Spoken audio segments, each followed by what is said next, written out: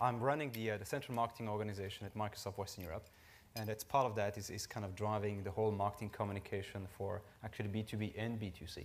And from that perspective, kind of looking also what are the similarity around that. And so my objective that I have really to do today is more giving you kind of 4 thought-provoking thoughts. Thank you very much. Thought-provoking perspective on what are some of the key trends we're actually currently looking at. And partially actually going to be completely the opposite of what you just said today from Chuck in terms of the numbers on where we actually today indeed spending in terms of emails, in terms of own conference and so on. And so a couple of these components are kind of at the moment, me and my team kind of triggering on what's the impact that will actually have for us in terms of marketing. And so let me dig straight into these 4 points. There's no one key driver is actually at the moment kind of breaking really our heads is we're going to soon reaching the stage where actually what we call the digital natives will reach a CXO level. So basically the digital born, so young people that actually have been grown up with all the social technology, with Facebook, with digital technology, reaching a decision-making level in B2B environment.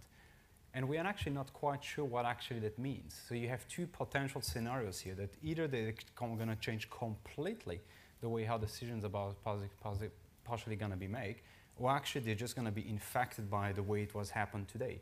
But that's something we've never happened before, and that's one of the key components actually we're facing today. The second component is what we call the customization of IT or the app ecosystem. Right? We've heard about the app today. We've heard that mobile is not really a big investment today. However, at the same time, the whole ecosystem is changing completely and has changed completely over the past 4 years. And so what does it mean that with these trends of bringing your own devices into a company, suddenly we start influencing decision-making processes of B2B? And how actually are you going to need to change your marketing mix around that? And we have some discussion we just had before as a pre-briefing in terms of how actually B2B become also a human-driven aspect or driving more an audience marketing aspect than kind of very B2B and B2C aspect about that. The third point is about real-time decision-making and influence.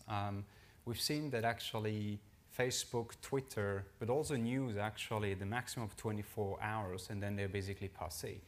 So, and we've heard also that actually newspaper that actually coming or having a web refresh only once a month actually won't be successful generically.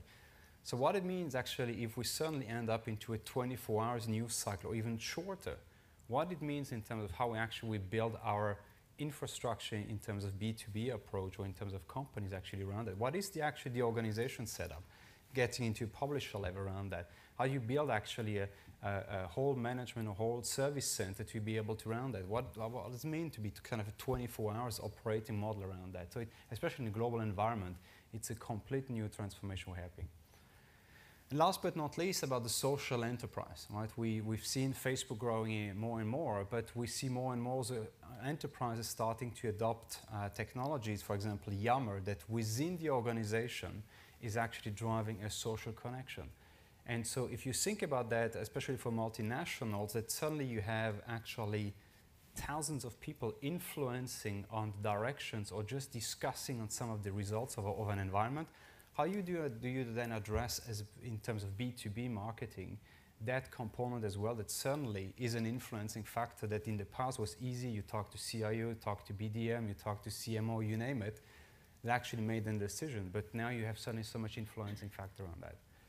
Now, if you take these 4 components, I want to kind of just imagine that is basically being a perfect storm. Right? Just imagine 5 years from now, you suddenly have a CXO of a large organization that because of his backgrounds decided to shut down completely the email system because it's old-fashioned legacy and no one used it anymore. And you suddenly only in the social environment. So all the investment you saw just before actually shifts completely into a mobile environment, into a social environment, and how you drive around that. And that is something that in terms of B2B marketing, I don't think we've cracked the nut generically, and we're thinking about it. What's the impact on an organization? What's the impact on how we're going to actually invest the money? And what's the impact generically it will have on generically we approach it? And these 4 themes actually for us at the moment in terms of Microsoft and talking about B2B quite significant.